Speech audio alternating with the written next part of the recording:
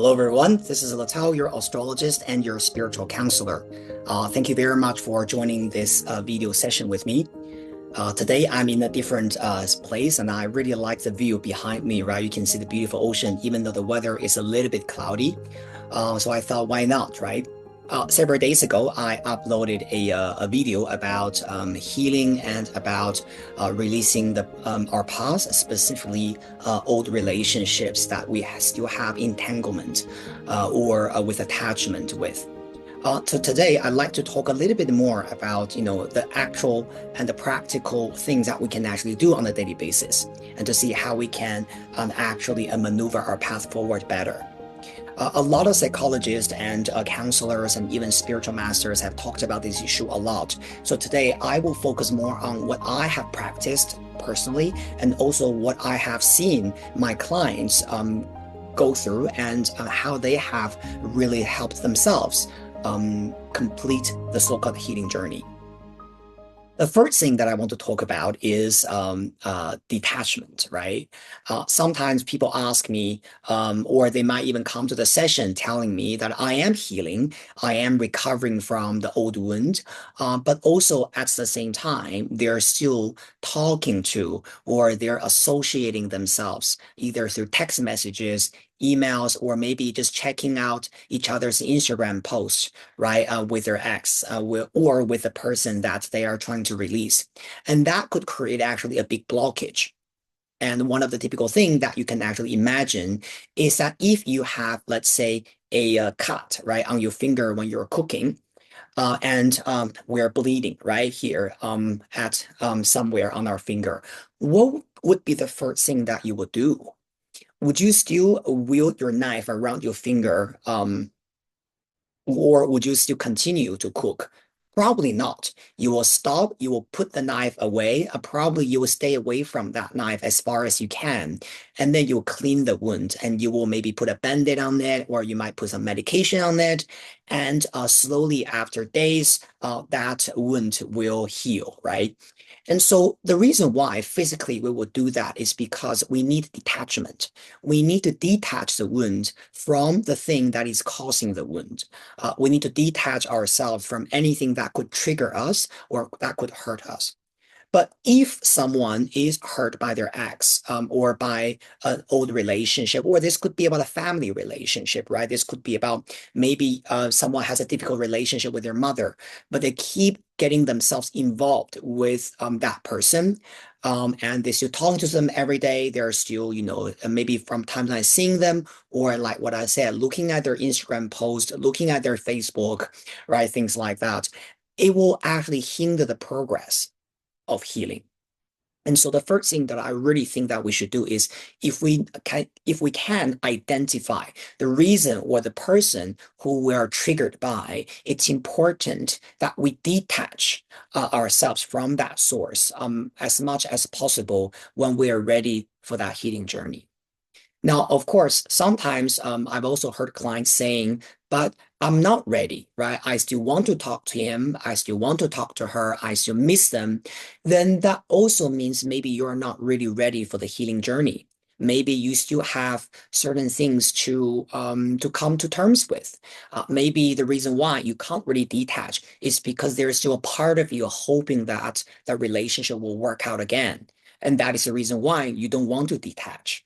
And literally, I've also experienced that in my reading session with clients. When we talk about detachment, their resistance. They cannot delete the X number. They cannot stay away from, those things. And the reason is because they're not ready. They still want to fix a relationship.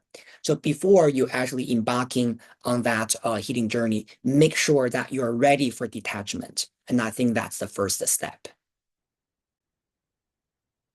All right, so the second point. The second thing that I want to say is a little bit related to the first thing, first the point, right? Detachment. Now, even though sometimes you might be physically detached, not through text messages or not communicating with the trigger or the source, but perhaps you are still submerged in your memories. This could be about us looking at our old text messages, all right? Even though you're no longer texting them in a different, right, you're no longer talking to them, and create more communication there, but you're still going back to the old messages and you keep reading those old messages and keep reading all the old emails, right? And or looking at old photos, and then you will be pining away because you somehow there is a part about the wishing that, oh, I wish the old times would come back, or I wish, we could just be like what we were before. And that's actually a very typical thing that we can do because, as human beings, we all have memories. And sometimes when we're feeling vulnerable, we would love to live in our own bubble, right? To be with that fantasy or that memory or that reminiscence. And so again, this is also a very clear indication showing that you're not really ready for healing. And it's important, I think, that if you say, I'm ready to go on this healing journey, you also have to at least, detach yourself from the so-called old memories. At least, even if you cannot really control your mind, to think about the past, but at least you can detach yourself away from the things, the objects that actually could bring you back to the past. Things such as, like what I said, old text messages, old WhatsApp messages, old emails, and old photos, and or maybe even old presents that you received from that relationship. All right, number three. I realize that sometimes healing journey can be very, very hard for us, and deeply it's because there's a sense of loneliness. Now, if we feel lonely, then we naturally will feel like being drawn back to the old relationship or the old attachment. And the reason is because, first of all, it does resolve the lonely feeling there. Secondly, it is our comfort zone. All right. So because, the old relationship is with someone that you already know very well. And if that's the case, then, when you're feeling vulnerable, we tend to go back to what we're familiar with. And so I think one of the things about going on this healing journey is you need to be surrounded by supportive platonic friendships.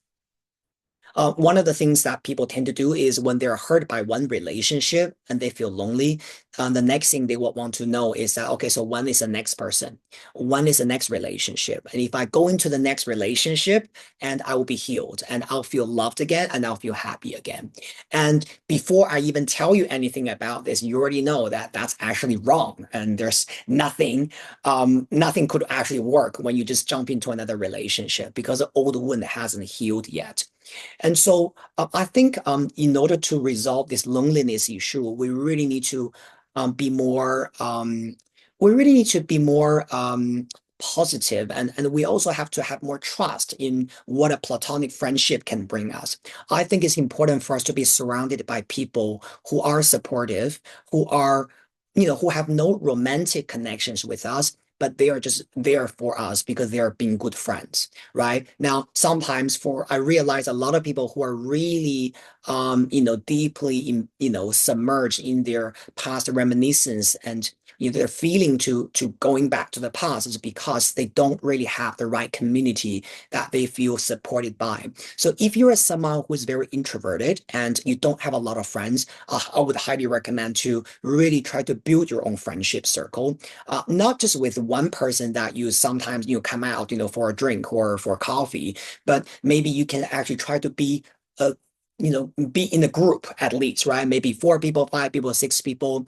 Sometimes people say, okay, where am I going to find those friends, right? I mean, one of the typical thing is, for example, there are a lot of activities out there that would involve groups.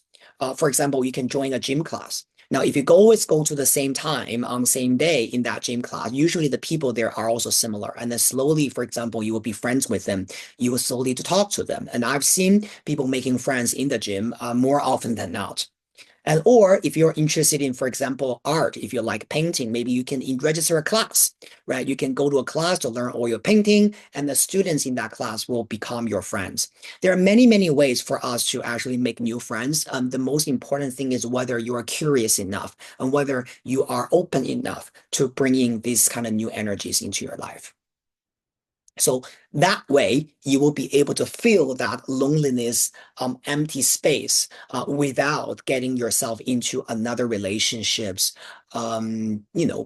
Especially a relationship that it's not really because we're in love, but because we're lonely. Now, let's talk about the final point. All right. Now the final point about this is really about something that you really have to do on I wouldn't say on a daily basis, but if you can, I would say make a habit of this. And a lot of psychologists and also counselors have also talked about this, which is about journaling. Personally, I've been journaling for the past 7 to 8 years, actually nonstop. I'm not journaling every day actually, but it's quite consistent. Yeah. So basically, when I have certain feelings inside me, I will actually start to write down something and to work on my feelings. The magic about journaling is only 30% of it is in the writing, actually. So when you're writing your feelings and writing your what is stuck, right in your heart and your mind, it's a kind of sense of release for you. So that's good, right? Especially when you're feeling some kind of sensation in you. However, the other 70% of this journaling therapy is in reading. So what does that mean? It means that when you start writing, you wait for a day or two, right? And then you go back to what you wrote and you read it again as the third person, meaning that you pretend that you don't know this writing, you don't know this journal, right? Whoever wrote this, I don't know, because usually after a day or two, you have already calmed down, okay? And you are not feeling that emotional or frustrated or angry, right? But when you're reading what you wrote by yourself, you will be surprised how emotional you were. It's as if you were watching yourself talking in a video. I don't know if you feel like this. I remember when I was a child, because I was born in the early 80s, right? So we had a tape recorders. And when I was very young, and I used to record my own voice. And the first time I heard my own voice, I was so embarrassed because it was the first time for me to hear myself, my own voice, right? And I was feeling very embarrassed, and I was feeling, wow, like I can't believe I sound like this. And that's the point of journaling, is when you go back to your own journal and read what you have written for yourself, you will be surprised how emotional and how stuck you felt at that time. And this process triggers a lot of compassion and empathy that you could have for yourself. For example, this could be making you actually feel that, wow, like I should treat myself better because I can't imagine how I felt 2 days ago when I was dealing with this situation. How could I be this emotional? Now I feel for this person, right, who actually went through this 2 days ago. And then you realize that, okay, but that was me. That was me who went through this without anyone to talk to 2 days ago. That was a tough day. And I want to love this person that I was born in. I want to love this physical being that I was given in this lifetime.